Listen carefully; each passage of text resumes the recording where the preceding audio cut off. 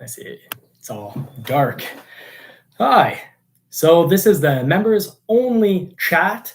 If you want to just drop in to see who's here at the moment. So this is a bit of a pre-live show because we just want to talk about really the more nitty gritty, the personal stuff. So here is one big piece of news for the channel. This weekend, to Marie's dismay, I put down a deposit, and I'll find out if it's actually real, if it'll actually work or not. But I put down a deposit on another Bronco. So the Everglades Bronco. I was sort of secretly against the 2.3. I had a bit of a noisy experience with the Ford Ranger, but the Ford Ranger is 4,400 pounds.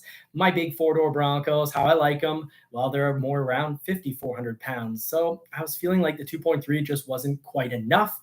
So what happened there is, well, I was just sort of against it. And I'd also test driven it as a manual, and I found it got the job done.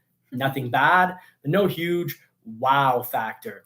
So what happened with that is I've kind of been putting that in the back of my head as it's not for me.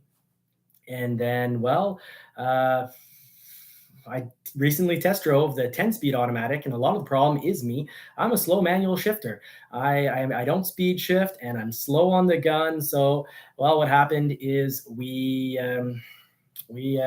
I tried to put a deposit down on one. So we'll see. I got really weird service from the dealership. So this video, tonight's video at 7 p.m., this is a pre-show and it was meant for members only. But as I see people jumping in, I'm thinking I clicked on the wrong thing. So Johnny and technology, it don't always work. So you're actually on the pre-show. So please come back at 7. I'm not asking you to leave. It's live now, but at 7 p.m. we'll actually have the real show where we've got Marie's questions. This was really just meant as, and it'll continue to be, just a short little what's up with the channel. So there's that. We're trying to get an Everglades. I'm totally cool and down with that 4-cylinder. I'm sold on the fact that it accelerates almost as quickly. We're not getting we like the sound on our 2.7 liter, but it's not like wow the way our 2022 Mustang GT convertible is. That is a 10 on 10 on exhaust. And the 6-cylinder, the 2.7 liter turbo, which acts a lot like a powerful V8, but sound wise, I'm satisfied. I'm a 7. I'm not, I'm not upset. I'm not thrilled. How about you on that 2.7 liter, the sound? You like it quiet, I think, anyways? On the Bronco? Yeah, on the Bronco. I don't mind, really, for the sound. It doesn't bother me. So. At the end of the day, you prefer the GT. I believe you love the sound on the GT. Yeah. Yeah, it's a great sound, but at the same time, the other day you put it on track mode, so it makes more sound. And it was during we rode for 1 hour on the highway, and sometimes it's just okay. No, I had enough. Yeah, the constant same sound. You're a little classier than I am, so I like to keep it classy. So you like on the highway when it's a nice quiet sound. The GT, what's so amazing is active valve exhaust is an absolute must-have option because, well, you can just choose for it to be silent. You've got a headache, you're driving on the highway for 9 hours, whatever the reason, you just put it silent. It is dead silent. You put it in track mode and you've awakened a beast. So that's that. Now on but we're supposed to be members only personal news. We'll get to the real deal coming up at 7 p.m. like I mentioned earlier. Interestingly enough, the drone has come in. We've got the Evo Nano series. That's Autel. Love the look. The thing is a beast in regards to performance. The only thing is I had a DJI before, and the DJI, you couldn't do anything with it until it was programmed. You basically play with it like you got to train a new puppy. It's got to sit, it's got to learn how to go on one side, the other side, roll over, and there's a whole setup process. But her dad was over, and I wanted to impress her dad. Her dad is really, really cool. I really like him. I consider him like a really good friend. So anyways, I wanted to show him the drone. I went outside, did everything I couldn't get it started. And then finally it did start, and it wasn't telling me, hey, go do this to programming it. It's just the only reason it finally started is because it was in, I can't remember their terms, but basically extreme beast mode. So that thing shot up in the sky. I brought it down. There was next to no wind, maybe 1 mile per hour. I couldn't even feel it on my skin. So then I'm like, okay, well, I've got this thing running after playing around with it for an hour and a half. Or an hour. I'm finally going to show her dad. So I park it in front of the screen door, and I'd say the 1 mile per hour wind, as I'm walking towards the screen door, pushed it against the house. It ate up the whole side of the house. And, you know, her dad, once he realized that nothing was broken, well, I don't know, maybe he was laughing right off. And that's fair. Damaged the first time. Yeah, damaged the first time. It was a pretty big fail on my part. So he's allowed to laugh. We're still friends. So I brought it inside. I'm like, now I'm really determined to show him how cool and amazing this drone is that I got for the channel. Didn't learn the lesson the first time. Yeah, didn't learn the lesson. So to members who are watching right now, thank you, because you help cover the expenses on my accidents. I'm not accident prone.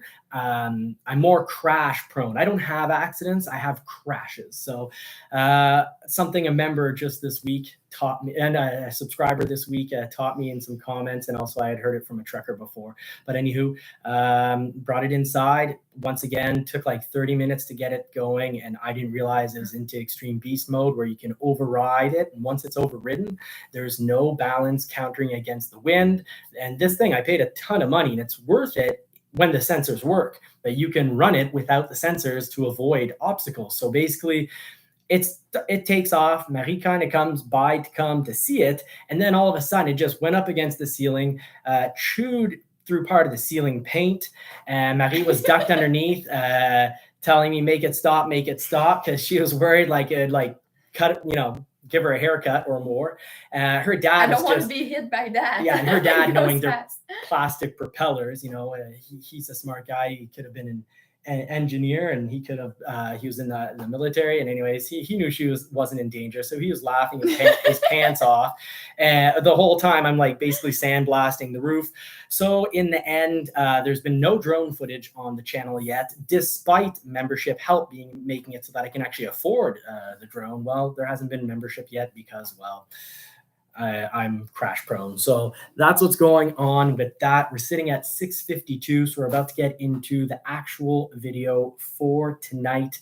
So there hasn't been any questions in the chat. Do bring your questions to the big chat. We're going to be covering. We actually have some subscriber questions already on the list on the panel for tonight. So I'm really sorry. I'm going to wrap it up there. I don't think we have any other personal news other than the fact that I ordered gaskets. I ordered the correct gaskets. They sent me the correct gaskets for a Celica, not an MR2, so they didn't fit. And that's how we ended up having, well, the paint shop, thankfully, isn't quite ready for the Toyota MR2 yet. Oh, Gary Owens, thank you very, very much. It seems like you probably feel understand our pain in crashing a brand new basically $1,200 or $1,300 drone. So thanks for the help. Crashing the ceiling of the kitchen. Yeah, he wasn't impressed with that, and I was kind of like, crash two things in one. And her dad is he is a friend, because only would a friend say something as helpful as, "Honey, don't worry, it'll just like wash off." So like totally everything was calm that night until the next day when I tried to wash it off, and now we have a clean spot on the ceiling. And these are ceilings I actually paid a professional painter to do.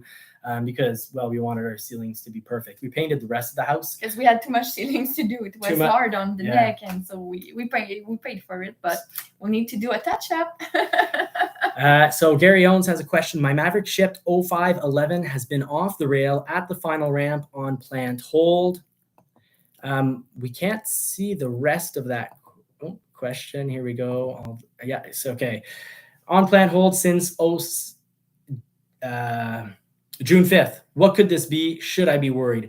Gary, we're just going to close into the main show. So this was supposed to be a members only little like pre-chat that we have. I totally messed up. So Gary, please repeat that question in the main show. You'll see the link and you'll just have to relink, because I do want to talk exactly about that type of question. So I'll try to memorize it, but please do just retype it back in. Maverick got shipped 0511, has been off the rail at the final ramp on the plant hold. On a plant hold since. Okay, so your Maverick has shipped. Well, I should have the answer for that for almost the most part. It's odd that it says on a plant hold. since it's already left. Tim Bartz, no, you didn't miss it. This was meant to be a members pre-show where we just chat as members, but I don't want to call this an accident. We'll say I crashed the show, and I'm sure I guess I didn't click hard enough. You put for the chat members only. That's the one that you put members. Oh, okay. So it has the system is working great. It's purely all air is on user air, and sometimes like it's with vehicles. Sometimes the air is between the steering wheel and the seat, which is a kind way of saying it's your fault. In this case, it's my fault. So let's just check right back in. I'm going to drop this show and then just restart it as it's supposed to, because there's really to include everyone and not have this be completely off topic. So we will be right back in 4 minutes. Thank you all for everyone who made it. Gary, please bring your question, and thank you so much for supporting the channel. We will be back in a minute.